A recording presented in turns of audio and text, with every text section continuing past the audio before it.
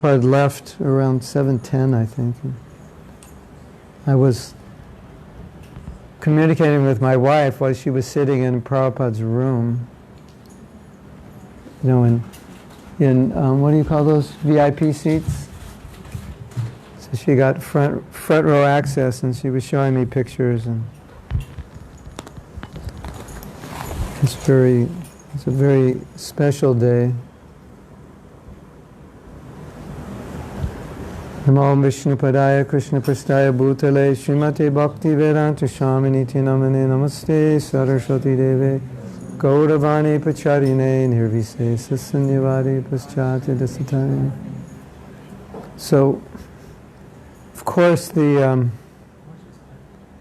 disappearance day it's sweet and hot. It's painful, but it's sweet. Because as they say, when someone that you love disappears and you're lamenting, they say, well, at least you got to meet them and you got to spend time with them, and that's why you're lamenting now, which is better than not knowing them and not lamenting, right? So, let me just give you some context. When we were with Prabhupada, we felt there was no way that Krishna would let Prabhupada leave us, at least until he was about 100, because we thought we wouldn't be ready. Garuda Prabhu, I think I'm 40 minutes from your house. How far am I from it? From Garuda Prabhu? About an hour. About an hour. We're in Richmond. Causing trouble in Richmond now. Before I go somewhere else and cause trouble. So, we thought Prabhupada would have to live much longer because we all knew, there was no question, that we were incapable of carrying on this movement without Prabhupada. That was a given, accepted by everyone. And we could not conceive of an ISKCON without Prabhupada, with us at the helm. It was like your mind, I don't think, it wasn't a reality that would happen. That's how we thought. And so you could imagine being in a situation where you can't imagine ISKCON existing without Prabhupada, and then he goes.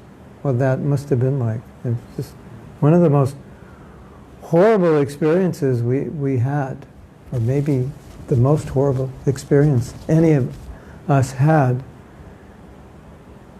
because you're going from this position of convinced ISKCON cannot exist without Prabhupada to an ISKCON without Prabhupada. And then to an ISKCON which was struggling a few years after Prabhupada left and having to live through that. It was such a difficult time. And we had never seen ISKCON go anywhere but up every year, just more and more. And then after a few years after Prabhupada left, there were difficulties. So this was all very, very difficult. So it was one of the most painful experiences for us. And we have a friend, he was coming to the temple,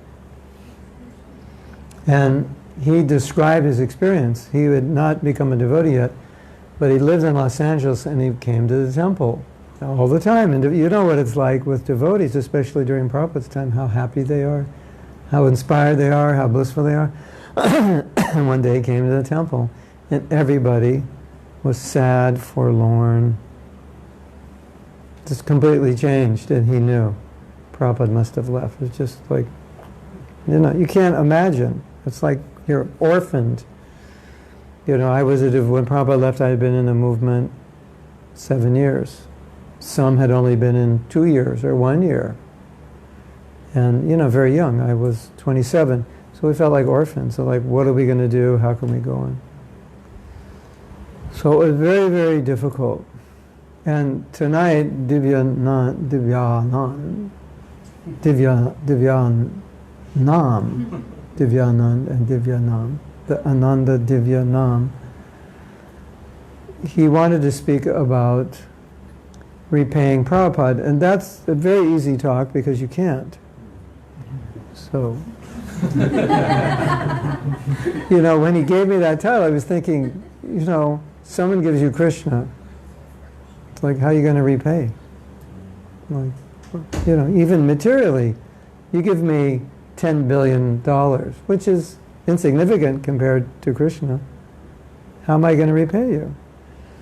So, Prabhupada famously said more than once, you can't repay your spiritual master, but you always have to. You have to dedicate your life to trying to repay. Plastic, not good. You should try to exist without plastic. I was actually thinking the other day, it's just like, if something's in plastic, not take it. Just like, anyway, it's got Tulsi, it must be Maha. I can't refuse, but kind of like live what you believe,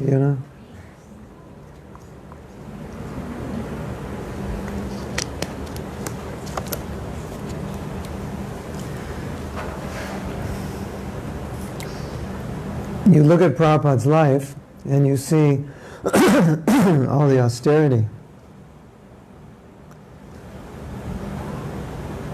And there has to be something there. Like no one, you could say in their right mind, would risk their life and come to a country like America without money, not knowing how they're going to live, how they're going to get money, and trying to make disciples out of hippies. That doesn't make sense. Like, why did he do that? Because you cannot repay your spiritual master, but you always have to try. And so in a sense, the more difficult it is, the better, because it gives you an opportunity to try. Like my spiritual master gave me 10 billion, but I heard about this investment that could go up 100,000. So if I, invest 100,000 or whatever, I'll get a billion. Something like that, but I only own $100,000, I don't have any more, but let's risk it because then I could pay him back. Something like that. So, Prabhupada was the force behind us, and Srila Bhaktisiddhanta was the force behind Prabhupada, and that's why he could do these things. At one time, Prabhupada said that I was not encouraged, but I was discouraged. My godbrothers didn't help, and some discouraged me. And he said it was so difficult in the early days that some days he went to sleep and he was hungry. He couldn't sleep because he was hungry. And I don't think we realized how difficult it was. And I was with Prabhupada in the Los Angeles temple. I don't say I was with him, but I was coming and going. I was initiated twice in 1970 in the Los Angeles temple, so I was there a little bit. And I lived there in Los Angeles before I went away to school in Berkeley, and so when I came back from Berkeley, I went to the temple. So I was around Prabhupada. I saw him there. And I didn't find out what was going on, but there was a lot of problems in the movement, and he was in a lot of anxiety during that time. But I had no idea. You couldn't tell. But the movement was being, he felt there was an acid in the movement that could have destroyed it. He was very, very upset. And we had no idea, because he was always Krishna conscious and happy in Krishna consciousness, but we had no idea of the difficulties. And now that I'm a spiritual master, I get a taste. And then, but as the Acharya of the movement, you can imagine all the difficulties, and people he trusted were leaving, they were falling down. He even wrote letters like that. He said, I know my leaders are falling down. It's just when the first people fell down, Prabhupada couldn't believe that someone made a promise that wouldn't keep it, because in his world, if you made a promise, that was it. Didn't matter what you felt like. So he was undergoing all these very difficult situations, and trusted people, again going back to hippie life, and sannyasis going on honeymoons with brahmacharinis, and it's like it was things that most of his godbrothers, I don't think they could have dealt with, and didn't even come knowing that that's what it would be like. So we should understand that his ability to do this is in that mood of pay back my spiritual master. So no matter what the austerity or difficulty is, we don't mind, because the worse it is, the better. I was, in a sense, I was in Argentina, maybe it was 2 or 3 years ago, and there were some problems there. Kind of a big problem. And one of my brothers was being attacked. I was being attacked by some. It was pretty bad. And there was a crisis in the management it was the actual person in charge of the temple was losing his faith and criticizing. And so we were meeting and talking about how to do it. And it was not an enjoyable event. It was very distasteful. And I was speaking to one of the GBC there, and we were trying to figure it out. And I was thinking, what an honor to be in this situation, to try to help one of Prabhupada's temples. I mean, otherwise, I'll just be doing something for myself and going through similar anxiety, right? Try to get ahead in the material world, or get a better home or better job. How should I invest my money here? And then the market goes down, I'm in anxiety, and then the problem with my mother, and and everybody's doing that. But to do that in the service of Prabhupada, what an honor. So I was actually feeling, in one sense, happy to be in this situation. I mean, I was being attacked all the time by just little junior devotees who, don't really know much about Krishna consciousness, but sometimes you have to go through that, and dear God brothers being attacked, and so that is why that mood of we can never repay, but you always have to try. That's why we can do those things, because it's a real difficult situation. Oh, I can pay back more now. That's the idea. Not like we're trying to avoid suffering. That's material consciousness, trying to avoid suffering and be comfortable. But you'll never be happy like that. It's not possible. If you make yourself perfectly comfortable in life, just like no anxiety, it's never too hot, never too cold, everything's perfect, you got the most comfortable chair, the most comfortable car, you got the best of everything, you will not be as happy as if you do austerity and Krishna service and go out in cold weather and jump in the back of a van and go out and approach people who don't want to be approached and ask them to take a book or like that, or debate with some foolish person who's trying to attack you and thinks he knows Bhagavad Gita and doesn't know. And it's so difficult and it's so blissful. You could not experience that kind of happiness, because that brings you closer to Prabhupada, and that gives Krishna pleasure. And so that's the mood of the disciple. And the more austerity, the better. Do you realize that during Prabhupada's time, he had traveling parties that would travel and distribute books in the winter in places that would snow, and they would sleep in vans, and their bath was to pick up the snow and rub it on their body. Did you know that? Did you raise your hand if you knew that? Yeah. You think, oh, these people are crazy. No, love makes you crazy. They love Prabhupada, and they wanted to distribute his books, and they didn't want to waste money with hotels. And where are you going to live in a van? Where do you shower? Snow everywhere around. Practical, right? I had some godbrothers who went traveling to distribute Prabhupada's books, and the schedule was basically you chant your rounds, have breakfast, go out on the street for like 12 hours, and stop for a little breakfast, a little lunch. The thing is, the breakfast, lunch, and dinner they had was the same every day. You want to know what it was? Peanuts and raisins. 3 times a day for 2 or 3 weeks. You believe it? And I asked them, why do you do that? And they said, we don't want to cook because it wastes time. And we can just take this with us. We go right on the street, breakfast, lunch, and dinner right on the street, easy. This is the mood of paying back your spiritual master. And then we were talking last night. One of my godbrothers was saying, he's a lawyer, and he said, people say I'm persuasive, and he said, nowhere near as persuasive as Prabhupada, who could take hippies addicted to sex and drugs and get them to stop sex and drugs, shave their heads with a ponytail, which is like really strange, right? Even during the hippie days, nobody shaved their head. Put on bed sheets and, quote unquote, in his words, jump up and down on the street like popcorn.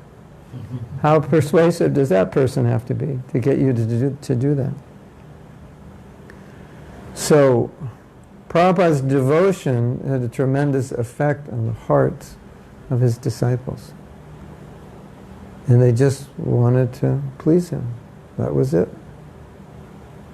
And he just wanted to please Srila Bhakti Siddhanta. So what kind of person was Prabhupada that drew out that affection? He was the person who gave Krishna. And if you give Krishna, then people become endeared to you. You endear them to you, excuse me. You become endearing to everyone. So, one of my godbrothers wrote me, he said, I'm speaking tonight, what should I speak? And I said, maybe you should speak about repaying Prabhupada and making a plan how you're going to do it. Like when you take out a loan, you know, what's the plan? How much can you pay per month? What's the interest? How many years? You know, like, so what's your plan? I hate flying on airplanes, especially in economy, which I've renamed economy as the sardine seats. The last flight, there was an overweight lady on my right, and there was an overweight man on my left, and I was a bona fide sardine. I thought, all right, it's good if they touch the body of devotee, I'm made of prasadam after all these years, but, it was only a short flight.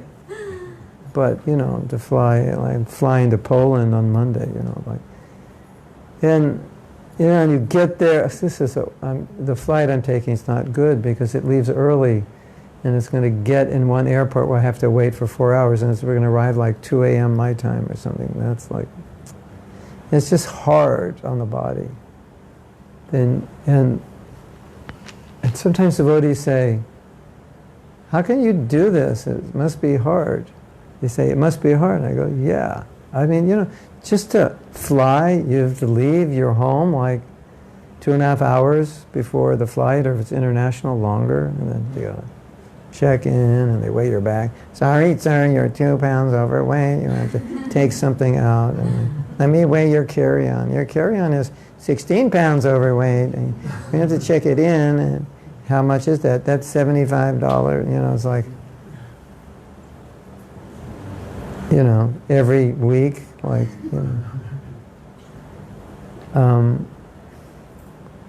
what seat am I going to get? Who am I sitting next to? Will there be room to put my carry-on? It's like, and the seats now are much smaller than they used to be, because the airlines, they charge for everything, including a seat that's bigger than a sardine can fit in. So if you want the non-sardine seats, you got to pay for them. So people say, it must be hard to travel. And I say, yeah, but that's what Prabhupada did for us. So what am I going to say? No, I'm not going to travel. no, it's too hard. I'm not going to do it. No. Prabhupada did it for us. So. Right? What are you going to do? You know, so it's hell. I never had a desire to be rich, but now I do, so I could buy first class. Other than that, you know, I was as hippie I still am. Like, I'm not attached to money. It doesn't interest me, but I finally got this desire to be rich, so I can go first class. But if this is what we have to do, then we do it. And it becomes a pleasure, even though it's difficult, because it's for Prabhupada's service. And I personally can feel, when I do these austerities, I can feel that he's pleased and he takes care of me. Like, you know, honestly, I don't know from day to day where I'm going next, where the money's coming from, you know, what's going to happen, you know, a workshop, will anybody come? Will 1,000 people come? Will one person? I don't know. But I do it because this is what Prabhupada wants, and he, you know, somehow or other, here I am. I got a dhoti, I have a kurta, you know, I'm getting fatter, and, you know, and Prabhupada says that, Krishna, you know, will take care of you. So, now, George Harrison said something, God loves the one who loves the one who loves God the most. Is that what he said? You know that song? The Lord loves the one who loves the Lord, is that? Yes, the Lord loves the one. No, but well, maybe he didn't say this. Maybe I said it. Maybe it's my paraphrase. God loves the one who loves the one. God loves the one who loves God the most, yeah. God loves the one who loves the one who loves God the most. Yeah. So, look at the opportunity you have now, right? You can serve Prabhupada, and he's the one that Krishna loves most, at least in our recent history. And you have an opportunity to do something to please him, and Krishna's like, I love you. Because you love Prabhupada, I love you. What an opportunity. How could you pass it up? So sitting on a sardine flight is what you have to do. One flight was next to this Chinese man, and I guess he was eating a lot of garlic, and it was like, that was really bad. And then he was snoring like a hurricane. You know, it's like, and then you get to your next destination, and I was recently in a temple, and I got on the bed, and it kind of went like this when I got on, you know, the mattress, you know. So it's all exciting. You don't know, but if that pleases Prabhupada, wow, what an opportunity, you know. If you know, I can get in good with Krishna if I can please Prabhupada. So that's the idea. So we should be happy to do any kind of austerity. Now, what is the biggest austerity? The biggest austerity is getting along with other devotees. Because sometimes devotees drive you crazy, don't they? Why is he like that? He's so proud.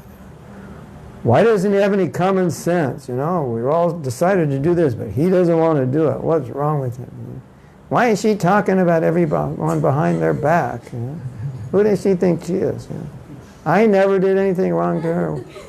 You know, how difficult is it to get along?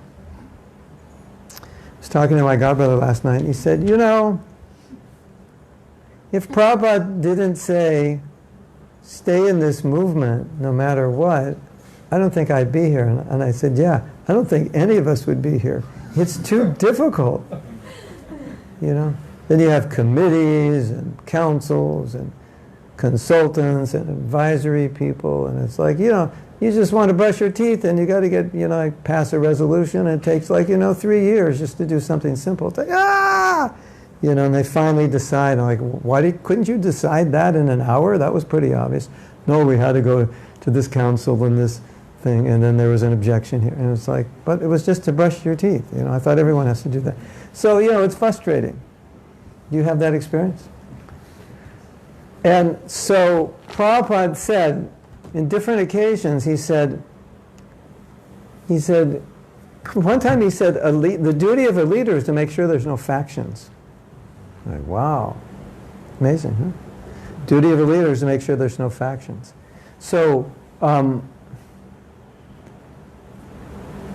Prabhupada said on different occasions, you'll show your love for me by not creating factions. And there's one story, you know, the famous statement, you'll show your love for me by keeping this movement together and not creating factions, like that. Prabhupada was asking the devotees to come from all around the world. So I believe it was Tamal Krishna Maharaj. He said, "Oh Prabhupada, the devotees love you, certainly they'll want to come." And then Prabhupada said, "Your love will be shown by how you keep this movement together." You know, so he was like, "Yeah, you say you love me, all right, this is what it looks like." So this is the big challenge. And it seems to me the only way we can really cooperate, because it's so difficult, is because Prabhupada wants us to. And outside of that, it's extremely difficult. Because we're not a corporation where if you don't cooperate, you lose your job. Right? It's volunteer. So you can just go, "I'm not going to do this. I don't agree," and walk out. You can't do that at your work unless you're like running the company or something. And even if you do that and you're running the company, everyone will hate you. Isn't it? And you have to see them every day. So, you know, and we don't have accountability like that, and we don't have distinct job descriptions. And plus, if we don't do it, we still get paid. Because we have another place that's paying us. We're not getting paid here. So it's a much different paradigm. So it's like purely we have to do it on our own. There's not a lot of incentive coming monetarily or otherwise. So we knew when Prabhupada was with us, we saw all these heavy personalities, like there's a lot of heavy and qualified people. And the interesting thing about devotees, I don't know about you, but our generation, everyone who joined was basically an anarchist. They didn't listen to anybody. They didn't listen to their mother, didn't listen to anybody. It's just they're like, isn't it? And it's like sometimes devotees say, "Why is it like devotees have such a hard time to getting along?" He said, "They're all anarchists and revolutionaries. What do you think? You know, they're all like independently minded. Nobody tells them, you know." We had that saying when we were young. What was that saying about authority? Don't trust authority. Question authority. And so those are the people joining. So, you know, and so all these anarchist, independent, revolutionaries, you know, hard-headed, it's because Prabhupada was there, they got along. And we knew when he left, as Bob Dylan said, it's going to be a hard time coming. So he kept us together, and the only thing that has kept us together, at least those of us who are still here, was that Prabhupada asked us. Otherwise, we don't have a whole lot of reasons. Of course, the movement, you know, can save the world. That's the main reason we don't want to let this movement fall. This is Prabhupada's movement. And that's obvious. We want to keep it together. But his request to keep it together, not create factions, cooperate, that's why we're here. And Prabhupada would say, "It simply gives me a headache when you're fighting." That just really bothers him. So it's good to think like that. You know, if I'm fighting or not cooperating, it's just giving Prabhupada a headache. You know, did I join ISKCON to give Prabhupada a headache? Of course not. Or giving my guru a headache. You know, so it's a sacrifice. But we have to do it, because if we don't, nothing works. So I think that's the biggest austerity. I think that's worse than being a sardine. At least if you're a sardine on an airplane, generally nobody bothers you. Just put on your Bose noise-canceling headphones, put on your shades, and just chant, and like, you know, people will leave you alone. Or you can pull out your tablet and read. But dealing with people, if you're married, that's just one person. You know, you got a whole community here. You know, you got to deal with everybody. You know, it's hard enough dealing with one. You know, you look the wrong way, you say the wrong word, you're in the doghouse, isn't it? That's the way relationships are. Isn't it? Guys, yeah? You say the wrong thing, you're in the doghouse, right? It's not, relationships are difficult. How would I know? I've said the wrong thing before. I've visited the doghouse, I know. Hare Krishna. So, this is our austerity, and we are happy to perform this austerity. It takes a deep degree of humility. It takes a deep degree of detachment just to say, okay, I don't agree, but I'll go with group opinion. It takes a deep degree of patience. You're trying to do something that should take 2 days, and 12 years later it still hasn't got done. You know, that's the real world of a non-profit with part-time help and very little money. Could have been done in 2 months. 12 years later, you're still trying to figure out how to get it done. Because it's, you know, the volunteer who said he was going to do it, well, you know, he had to go back to India because his mother's sick, and he gave it to someone else who doesn't really know how to do it, so he tried to do it, but he made it worse, and, you know, that's non-profit. The qualified people don't have time. The qualified people have time to mess it up. And the unqualified person has to come back and in his spare time put it back together. And we always need money for something, and there's never enough. So we have to be tolerant. Things, you know, we're building a movement with very few resources. And we're all volunteers. We don't have to do anything. You can't force anybody to do anything. So, you know, I may ask you to do something, and it's like, oh, I come back, did you do it? Oh, Prabhu, you know, couldn't find the time, it was too hard, you know. What a way to run an organization. It's so difficult, right? And then somebody says, I have money, I want to give it to something, and you go, this is exactly what we don't need it for. No, it's the only thing I want to give it to. You know, this is like, we have to be tolerant and patient. This is how it works. So that's our great austerity for Prabhupada, but because we want to pay him back, then we'll do that austerity.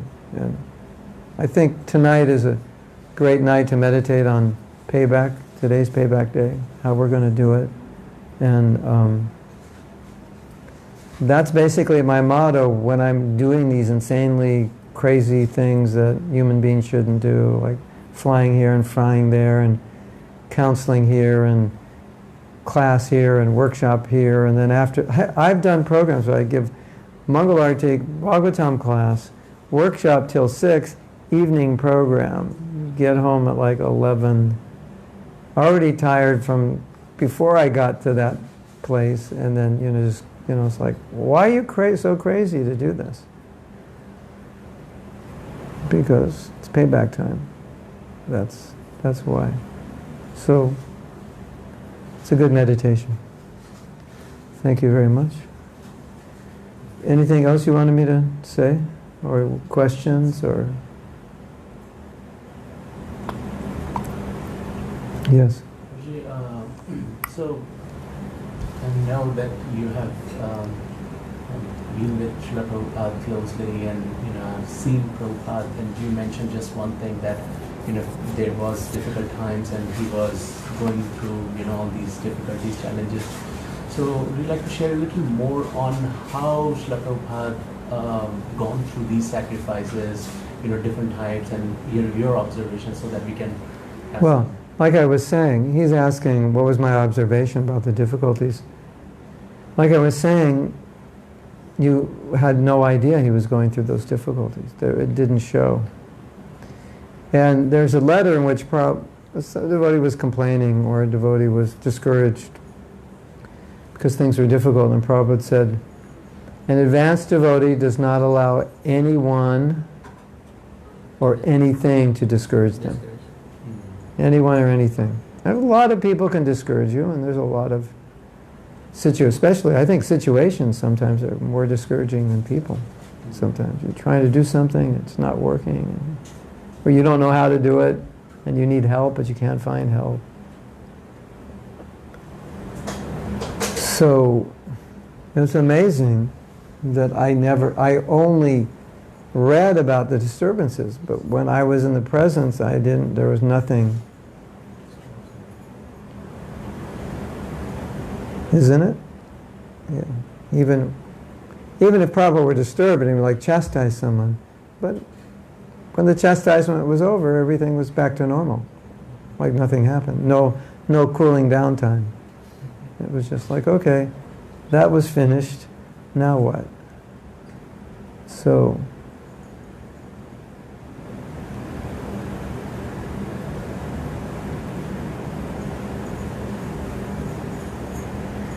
it was like internalized. It was difficult. That prayer, Vrindavan Bhajam, no, there's another prayer. It's a prayer in separation from Srila Bhaktisiddhanta. You know the name of that? It was like a Viraha Astakam. Is it called Viraha Astakam? It's like every last line is that we're feeling the pain of your separation. And he was describing what happened after Bhaktisiddhanta left, personally and in Gaudiya Math, in the world, and how painful that was. So, there was pain, but it was transcendental. And, look, Prabhupada's health often was not good. And he would go to Bhagavatam class even when he was sick because he wanted to set an example. And none of us, his disciples, even after 42 years, have been able to figure out how Prabhupada could fly around the world and not get jet lag and just go into his schedule. Like whatever, if you fly in from America and then you arrive and you turn your watch and it's 11:30, okay, when we go back, time for lunch. Or 11, time for massage, then we'll have lunch. He just goes back into his routine. It's like, we get back and it's like, what do you want to do, Prabhu? Show me the bed. What time do you want to get up? Don't ask. We'll get up when I get up. And then, then we get up at 6 o'clock in the evening after sleeping all day, and now we're up all night. And we finally get tired like 4 a.m. and we're totally off schedule. And it takes us a week. And Prema was just telling me about how Bhakti Vasudeva, he had to stop traveling. It was so hard. And there's a letter where Prabhupada was, I think, flying from India to Australia, and after he flew there, he said, I can't do this anymore, it's too difficult, there's too much traveling, these long flights are too difficult. Sri Kirti tells a story, it just shows, like, Prabhupada, he's tolerating, he's not complaining. Sri Kirti tells a story, it's a funny story, but it illustrates this point. He serves Prabhupada prasadam, not necessarily cook it, but he serves it.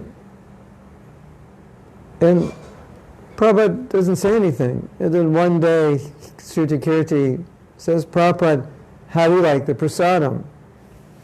And Prabhupada says, everything is good except the dal. He said, the dal is like mud. He said, why every day you're feeding me mud?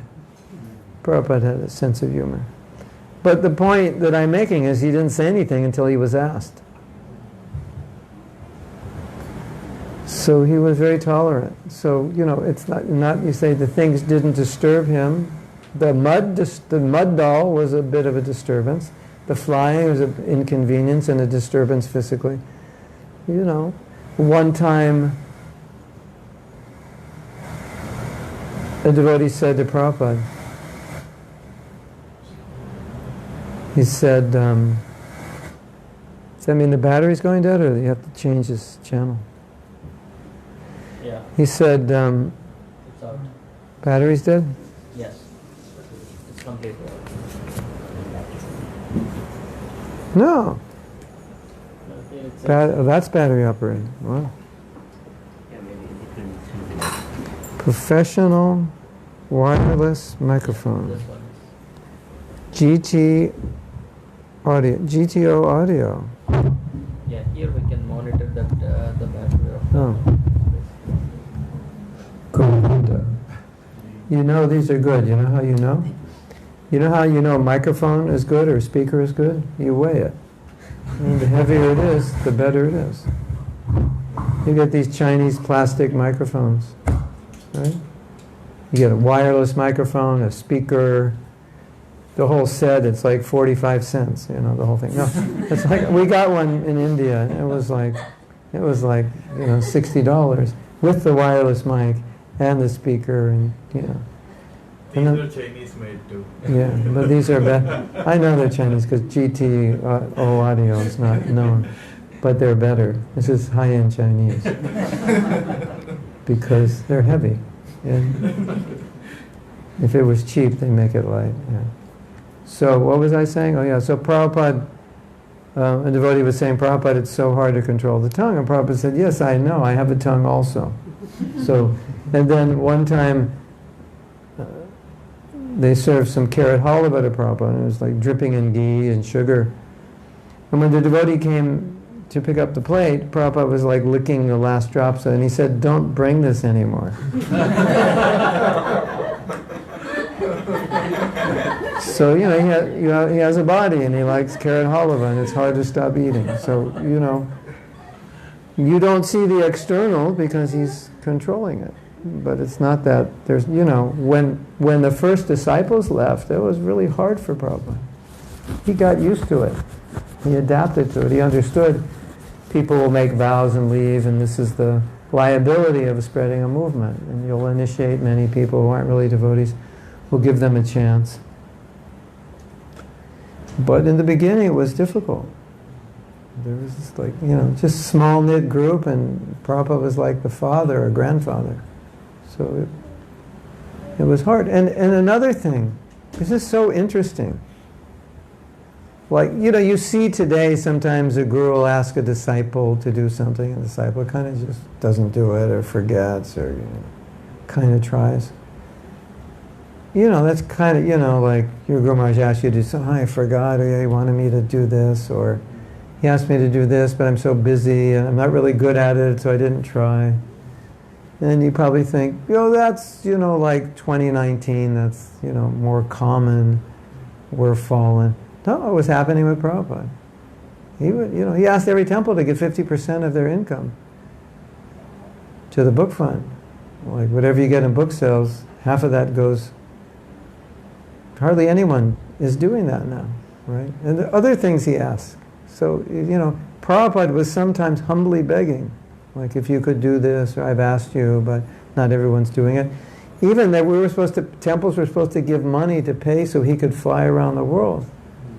It was, I forget, they had a name for it. And I was a temple president then, and we had to give like $35 a month or $15 or something. Prabhupada's fund, just for him to travel and other expenses. And so many temples didn't give it. They were delinquent, or So even he's Prabhupada, the guru, and you think, everyone just does whatever. Yeah, that's true. But everyone is not everyone. There's some ones that don't. And so, he wanted so many things that he asked for that didn't happen. Book distribution never took off for like 5 years. For anybody like, ding, ding, ding, he's been asking, maybe we should do it. So he's very tolerant. So, anyway, it's an example we can follow. I have a question. Yes. You mentioned that, in fact, this is a voluntary service, and not necessarily we get happiness in return sometimes, or it is very hard to do. You gave an example of flying in first class versus, it's kind of like, you have been into this movement for many decades, like basically. At any point of time in the past, you felt like, okay, this is enough, I have to leave. And how did you come back, or what makes you to stick to kind of, you said you remember Prabhupada's words, but I want to hear the real-time experience, or how do you really felt? Because sometimes we do feel, okay, I have a fighting with some other person, okay, I'm done with it, and it's kind of how to cope up with all that. Well, what you want to do and what you know you should do are not always the same. Sometimes it is hard, especially when devotees hurt one another. Not even hurt me. I've learned to become a little resilient, because most people who say bad things about me have never met me. If not, Yeah, probably, like, it's sometimes people say that, like, someone's saying something bad about you, and I go, who? And they go, some so-and-so from somewhere. I go, I don't know who that is, and I've never been there. So, you know, it doesn't really hurt me as much as, but if he's saying something bad about Vaikuntha, that bothers me. Because it's like, what kind of movement do we have here? It becomes discouraging, you know.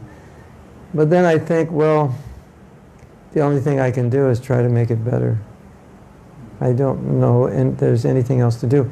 I always think this movement's too valuable to let it just go to pot, you know, and which is what we'd be doing if we just say, that's it, I'm frustrated, I don't want to deal with this, I'm retiring, you know.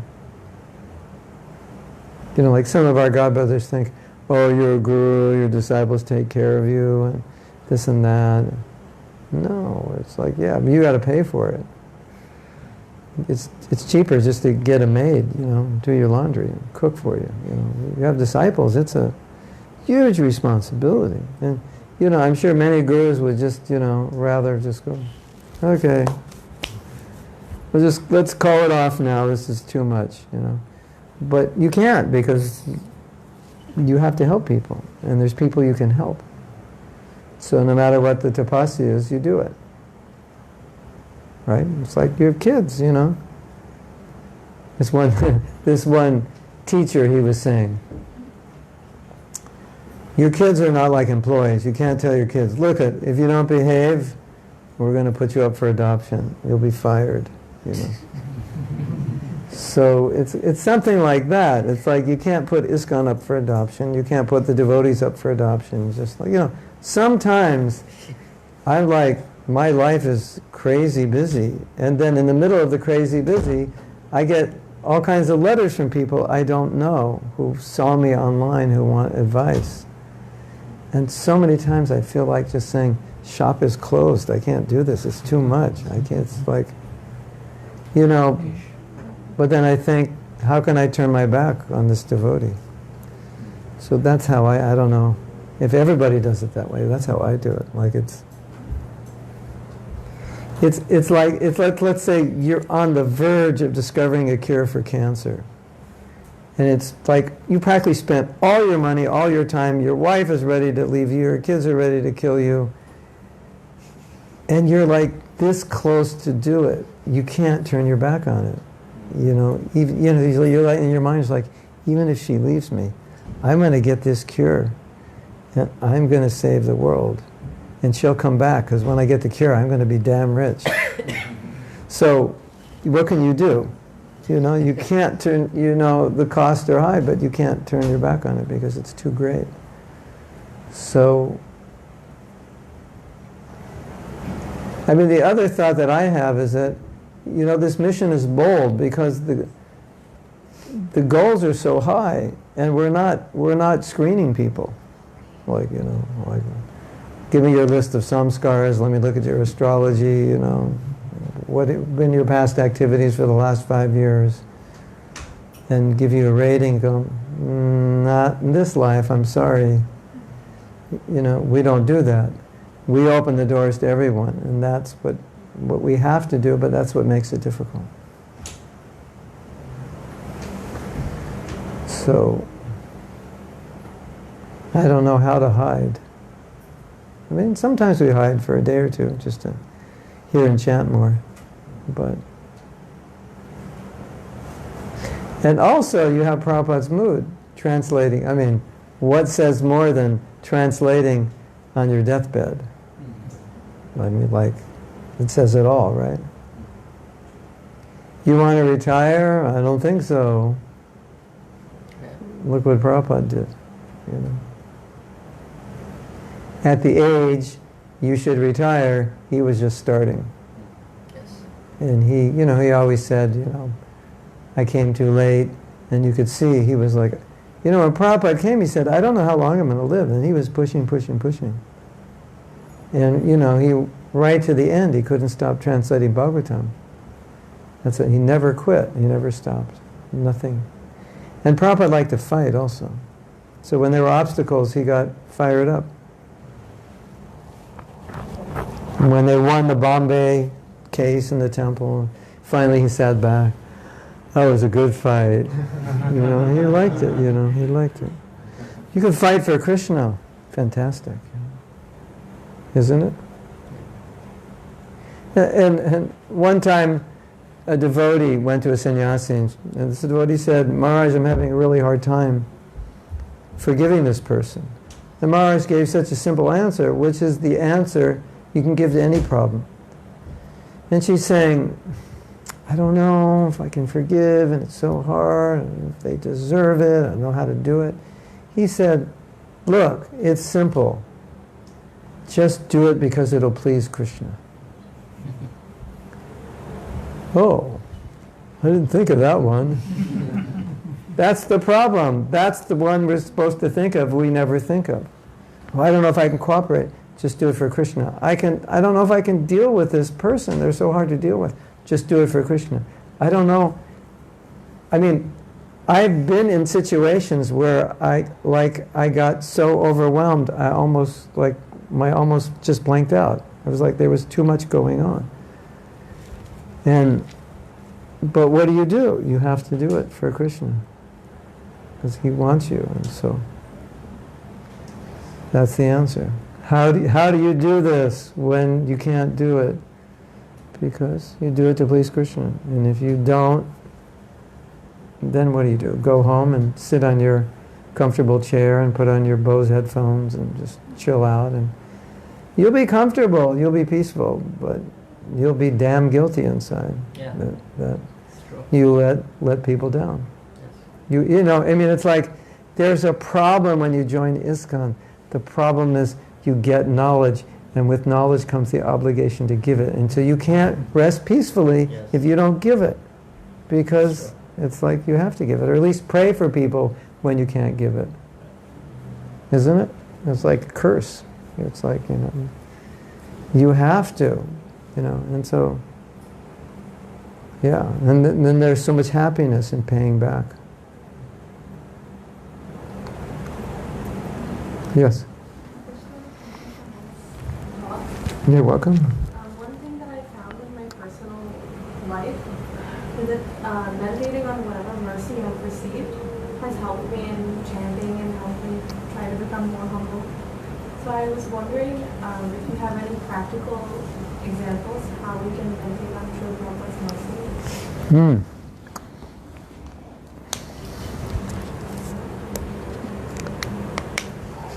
I like to meditate on all the hardships he went through to give us the mercy. And also, Prabhupada gave up his sleep to write the books for us. So, it's nice to remember that when you're reading them. Or it's nice to remember that when you're not reading them, so you'll read them. Like, it must be pretty important. Let's say your father slept 2 hours a night to work for the family. You think, whoa. Because he had to work 2 jobs and he couldn't do it. And you'd think, we must have been pretty important to him for him to do that. I mean, think about it practically.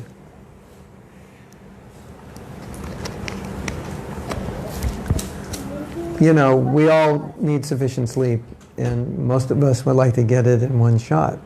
And now you're going to set your alarm for 2-3 hours and wake up so you can do this service to your disciples and to the world, and get yourself out of bed. And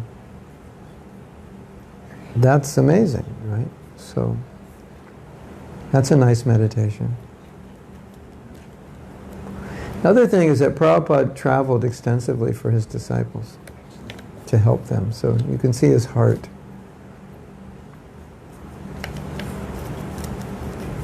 I don't know, one sense the answer to his question is everything that he said and did is an inspiration for us, if you think about it. Isn't it? What wouldn't be an inspiration that he did?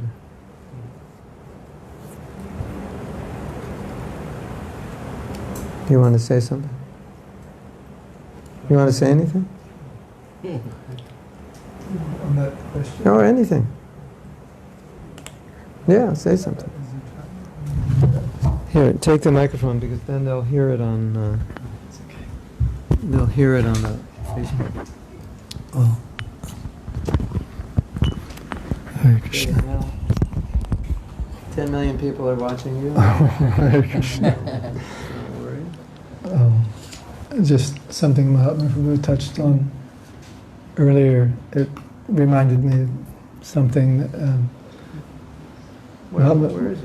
Mahatma was making the point that it didn't, no one really felt like Srila Prabhupada was going to leave anytime soon because Where? of his mission and also just because of his self. He's very spiritually dynamic, like when he didn't perceive that in any way that he was a conditioned soul, and he just didn't really tie in, that he was living in a body so much. At least that's the way I felt. And I lived about 90 miles from the nearest temple, and I would go regularly, but I hadn't been there in a little while for different reasons. And one day I went to the temple, and I'd been going to the temple for 7 years, and whenever you go to the temple, it was a very blissful experience. Those days I went to mostly Philadelphia, sometimes New York. And, you would go and devotees were very, like Prabhupada said, they said about Prabhupada, he was turning the hippies into happies, and the devotees were very happy. You'd come in and devotees would greet you, and there'd be beautiful smells and beautiful sounds and kirtans and, things going on like that. And I came to the temple that morning, and everyone was ashen-faced, and everyone was just walking around like just nothing I'd ever seen. And I couldn't figure it out. And then the treasurer, who was a friend of mine, took me aside and said, Prabhupada just left the planet. And, first I was in complete shock. I just couldn't wrap my head around it. And my next level of thinking was that, oh, well, I guess it's all over now. That was just how I thought, The movement was over? Yeah, I just thought, well, I guess this is it, I'm just kind of remembering, and I wasn't super involved. I lived outside. I would spend a lot of time at the temple, so I wasn't my realizations were very immature in many ways. But anyway, that was my next thought, was just that I guess this is it, what happens now? Prabhupada left, But I stayed there the whole day. I couldn't imagine not. And then I was noticing that everything was going on, Prabhupada's temples, there's seven offerings and artis every day, and so many things are going on, And then as I was there that day, I saw, hey, wait a second, everything's going on, the cooks are cooking, the deities, everybody's walking around like they're dead. They're so sad, but no one's not serving Krishna, And then it started to dawn on me. By the end of the day, I realized that, this is what Prabhupada was telling us, that we serve him by serving his instructions. And because he had given us so many instructions, and because he's so present in his instructions, and of course he had trained the devotees that way the whole time, and we didn't really realize that he was giving that to the degree that we had to realize when he left, because in his presence, in one sense, it was easier because someone was there who could solve every problem with a snap of his fingers. And like Mahatma Prabhu was saying, there were a lot of problems afterwards because that wasn't there. At the same time, the very fact that the movement went on is a miracle. You know what I mean? It's even stated in the Shastras that when the Lord comes and leaves, or a great devotee comes and leaves, Maya immediately tries to look at Chaitanya Mahaprabhu, right? Within a few hundred years, Bhaktivinoda Thakur had to bring the whole thing back up out of the ashes, right? That's Chaitanya Mahaprabhu, right? So, but Srila Prabhupada very, very carefully, along with giving a monumental amount of shiksha, practically unprecedented in the history of the world, he also taught his followers very carefully to depend on that shiksha, to learn to serve him. And because he was always traveling, you had to, in one sense. It wasn't like, just a little correction, I didn't take diksha from Srila Prabhupada. I was around for some years, but I was young, and so I was a shiksha follower from that time. But, many devotees, they got initiated by mail. I mean, the first initiation I saw was 1974, the day they installed Gaur Nitai in Philadelphia, and they also had an initiation. And everyone who got initiated, Prabhupada chanted on the beads and mailed them, and Satsvarup Maharaj was there, and he did the fire yajna, and Prabhupada had sent the names, and it was done like that. So it wasn't like, everybody was having Prabhupada's vapu at every moment. No, because, there's one story Bhadran Maharaj tells, I've heard him tell a few times. One time when devotee said, Prabhupada, I just want to always stay at lotus feet, and Prabhupada said, that's very difficult because my lotus feet are always moving. So it wasn't that, so even during his manifest pastimes, of course his vapu was very wonderful, but he always was stressing his vani, and he gave that vani. And the amazing thing about it, that we started to realize that day he left. And every day since then, more and more and more, and that all of you are also realizing, and that people will realize for thousands of years, is that he is 100% present in his instructions. And this is not a Ritvik thing or anything, but it's like Srila Maharaj wrote a book a few years ago about Shiksha Gurus, and one of the chapters was on Srila Prabhupada as our founder Acharya, and what that means. And it means that he is the Shiksha Guru for everyone in ISKCON for thousands of years, right? And as one has a relationship with one's Diksha Guru, one also has a relationship with Shiksha Gurus, and that relationship is every bit as real and every bit as personal. It certainly can be, right?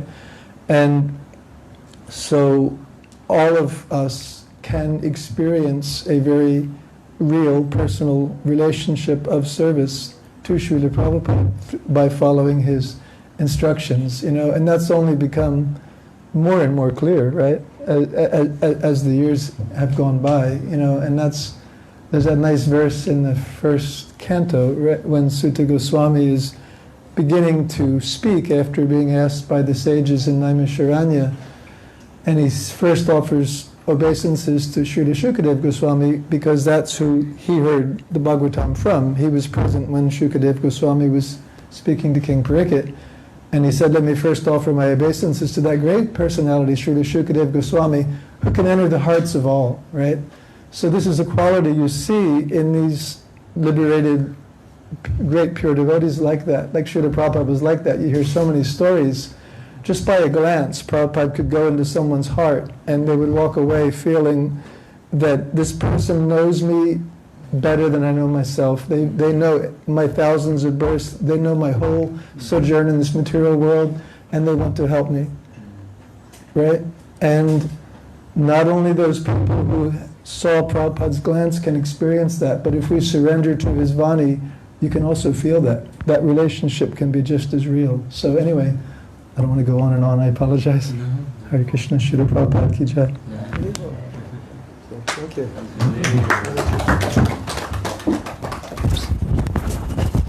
What do we do now? We finish? Yes. We do kirtan? Pushpanjali. Yeah, Pushpanjali and Damodar Shakam just before that. Okay, everyone. We're going to say goodbye to you all. Till we see you tomorrow night, I guess. We'll keep you posted. We'll see you tomorrow night. Hare Krishna.